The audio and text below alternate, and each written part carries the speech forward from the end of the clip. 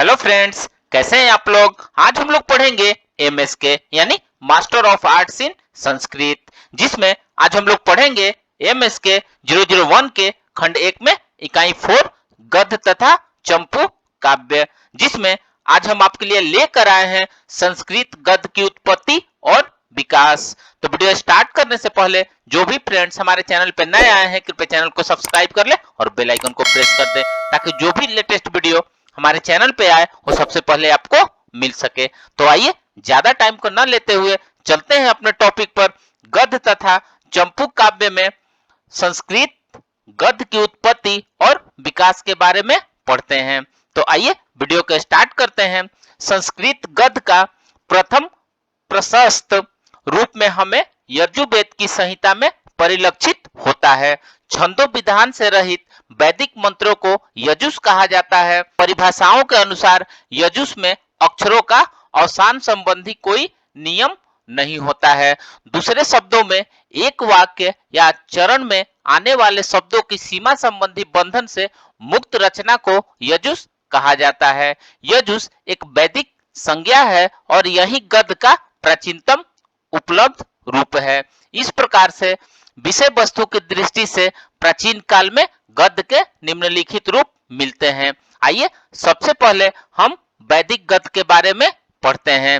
वैदिक गद्य के दो रूप होते हैं, एक यज्ञ से संबंध तथा दूसरा चिंतन एवं उपापोह से संबंध होता है। पहले प्रकार का गद्य यजु संहिता तथा ब्राह्मण ग्रंथों में व दूसरे प्रकार का ब्राह्मणों आर्यणों एवं उपनिषदों में मिलता है। प्रतिशाख्य ग्रंथ, कल्प ग्रंथ, सूत्र तथा निरुक्त में प्राप्त गद्य को भी इसी कोटि में सम्मिलित किया जा सकता है। आइए नेक्स्ट देखते हैं पौराणिक गद्य। पुराणों का अधिकांश भाग पद्मय है, परंतु विष्णु पुराण और भागवत पुराण आदि में यत्र तत्र गद्य भी उपलब्ध होता है। निश्चय ही यह वैदिक गद्य के अंतर्गत साहित्य के विकास का दूसरा सोपान कहा जा सकता है। यद्यपि इसमें आर्ष प्रयोगों के भी दर्शन होते हैं, तथापि यहाँ लौकिक गद्य के लालित्य, चित्रत्व और प्रौढ़िमा के भी दर्शन सुलभ प्राप्त होते हैं। आइए थर्ड नंबर देखते हैं शास्त्रीय गद्य। यह पूर्वोक्त चिंतन परक वैदिक गद्य का ही अगला संस्करण है। सूत्र तथा व्याख्यान के अनेक शैलियों में यह व्यवस्थित हुआ है। पाणिनि की अष्टाध्यायी सूत्र शैली की तथा उस पर निबद्ध महाभाष्य एवं कशिका आदि का व्याख्यान शैली की प्रमुख रचना है। विभिन्न दर्शनों के जैमिनी आदि प्रणीत सूत्र तथा उन पर प्रणीत साबर भाष्य एवं शारीरिक भाष्य आदि भी इन्हीं गद्य शैलियों के विशिष्ट रूप है। कौटिल्य अर्थशास्त्र को भी इस श्रेणी के गद्य का उल्लेख करते हुए विस्मृत नहीं किया जा सकता। गंगेशोपाध्याय के नेतृत्व में विकसित हुई नव्य न्याय शैली शास्त्रीय गद्य का एक अलग ही अवतार प्रस्तुत करती है। आइए नंबर 4 देखते हैं शिलालेखीय गद्य। यह राजाओं के प्रसारण के लिए उपादेय था। प्राचीन शिलालेखों में अनेक ऐसे गद्य हैं जिनका गद्य महाकाव्य भाषा के शिल्प और सौंदर्य से समन्वित दिखाई पड़ता है। विशेष रूप से रुद्रदामन के शिलालेख में अलंकृत गद्य शैली का प्रयोग हुआ है। इसी प्रकार समुद्रगुप्त के शिलालेख संस्कृत गद्य की विकास यात्रा में अत्यंत महत्वपूर्ण रखते हैं। हरिसेन के प्रयाग प्रशस्ति भी प्रौढ़, परिष्कृत और उदात्त गद्य का उत्कृष्ट उदाहरण है। समुद्रगुप्त के द्वारा बनाए गए स्तंभ का वर्णन करते हुए हरिसेन कहते हैं कि यहाँ विजय स्तंभ के लिए पृथ्वी के ऊपर उठे बाहों का मनोहर रूपक रचा गया है। आइए नेक्स्ट देखते हैं नंबर 5 साहित्यिक गद्य। वेद से आरंभ हुई संस्कृत गद्य की विकास यात्रा सने सने अपने हृदयवार्जक मंजूल स्वरूप को प्राप्त कर जाती है। इसी को साहित्यिक गद्य कहा जाता है।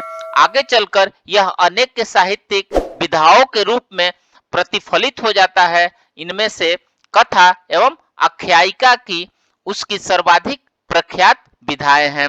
पतंजलि ने अपने महाभाष्य में वासव दत्ता, सुमनोतरा और भैमरथी इन 3 आख्यायिकाओं का उल्लेख किया है। ये कृतियां यद्यपि बहुत पहले से नामशेष हो चुकी हैं, तथापि पतंजलि का उक्त लेख इस तथ्य को उद्घाटित कर देता है कि संस्कृत के साहित्यिक गद्य का ऐतिहासिक भी 2 सहस्त्राब्दियों से भी अधिक प्राचीन है। उपयुक्त के अतिरिक्त भी अन्य बहुत से उपलब्ध गद्य रचनाओं के उल्लेख यत्र तत्र प्राप्त होते हैं। उदाहरण के लिए मनोवती, तरंगवती, तिलक मंजरी में उदित हैं। शूद्रकृत, वासवदत्ता, दंडीकृत, 10 कुमारचरित तथा बाणकृत, हर्षचरित और कादम्बरी आदि साहित्यिक संस्कृत गद्य के शाश्वत प्रकाश स्तंभ रहे हैं। आगे चलकर यह परंपरा धनपाल कृत, तिलक मंजरी, वादी वादिव सिंह सूरी कृत गद्य चिंतामणि, बामन भट्ट बाण कृत बेम भूपाल चरित, अंबिका दत्त व्यास कृत शिवराज विजय, विश्वेश्वर पांडे कृत मंदार मंजरी, ऋषिकेश भट्टाचार्य कृत प्रबंध मंजरी, पंडिता क्षमाराव कृत कथा मुक्तावली तथा डॉक्टर राम शरण त्रिपाठी कृत कौमुदी कथा कलोलिनी आदि रचनाओं के द्वारा अत्यंत समृद्ध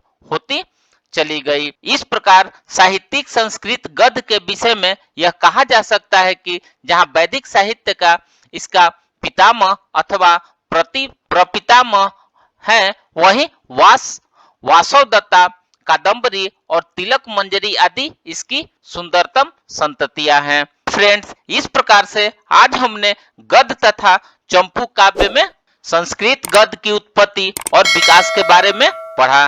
तो मिलते हैं एक नए वीडियो के साथ में, तब तक से हमारे चैनल पे बने रहिए। धन्यवाद।